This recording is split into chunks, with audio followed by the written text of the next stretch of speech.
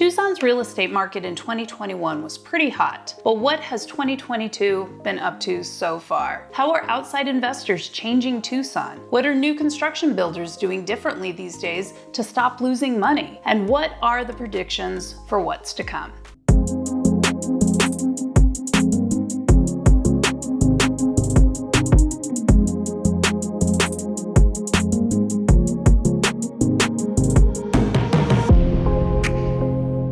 Hey everyone, it's Kimberly, your go-to real estate agent in Tucson, Arizona, and we're back with another real estate market update for Q2 in 2022. Of course, no one knows what the future will hold, but I wanted to share some of the things that I'm seeing happening in this market because I'm sure other realtors and of course buyers and sellers and investors are seeing them too. Don't forget to hit the thumbs up button and subscribe for more content about Tucson, Arizona and real estate, and check out the rest of this channel for more things to know about Tucson, including things to do here. When you're ready to buy or sell a house in Tucson or the surrounding suburbs, don't forget to reach out to me. All my contact information is in the description below each video on this channel. According to the Phoenix Business Journal, the Tucson real estate market is ranked number 9 in the nation among cities with the highest bidding war rates due to our influx of out-of-state buyers battling for homes, with multiple offers and fast home sales increasingly commonplace. In November 2021, the Tucson Association of Realtors stated that the median price of a single family home in Tucson has increased by 23.5% year over year. It also pointed out that the low inventory leads to many first-time home buyers opting to rent instead, which makes the market a good choice for remote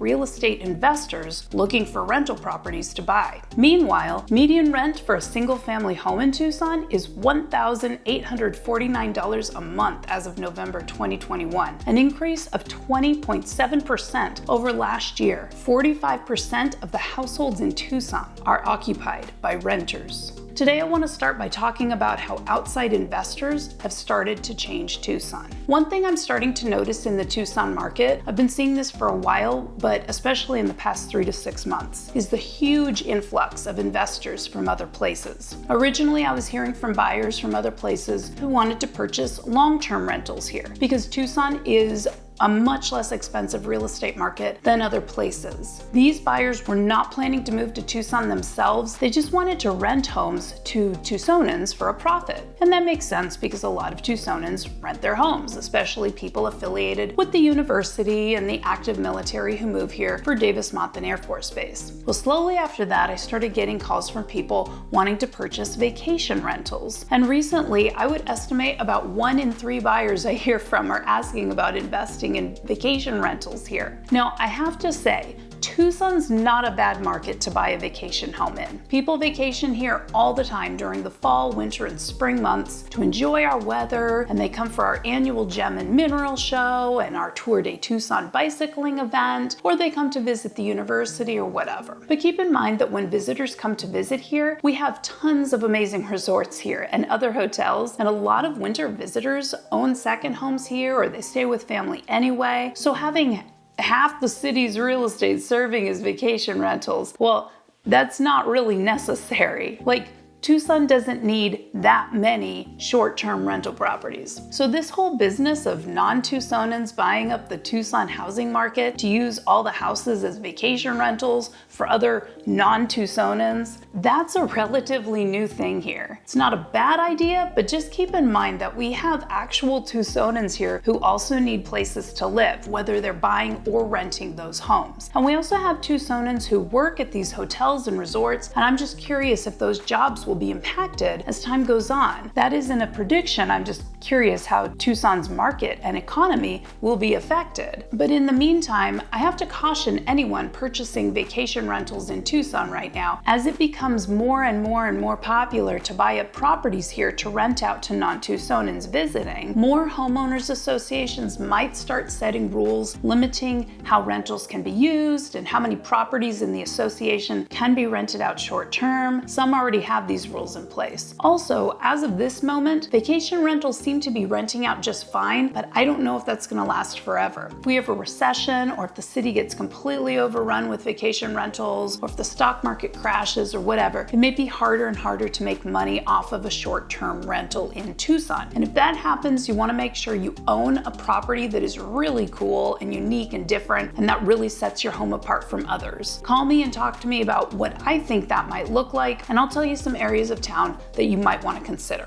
Let's talk about another very popular type of home to purchase in Tucson these days, and that's new construction, meaning the subdivisions going up in Tucson and the surrounding areas and suburbs, not the custom-built homes being built by individuals. Well, our suburbs are still booming, and you can still get a brand new construction home in Vail or Sahuarita or maybe even Marana for $350,000 or less, although probably not for much longer because prices on new construction are really starting to increase. Oro Valley is also still growing, although new construction there is much more expensive than the other suburbs, and there are some semi-custom home builders building in the foothills, but you're probably going to pay at least close to $1 million for those new construction homes. New construction homes are still taking a while. Most take anywhere from 9 to 14 months from start to finish. Builders try their best to stick to the timelines, but they can't promise anything. I've seen new construction homes be finished 6 weeks earlier than the expected closing date. I've also seen them get finished up to 3 months late. It depends on the builder and the subdivision and material shortage. But from what I'm seeing, it doesn't sound like Tucson is having much of a labor shortage, but Tucson, just like most places in the country, is having trouble getting the materials and getting them to the sites. Keep in mind, these builders are very motivated to finish up these homes as quickly as they can because they don't get paid until the work is complete. So it can be very frustrating for both the new homeowner as well as the builder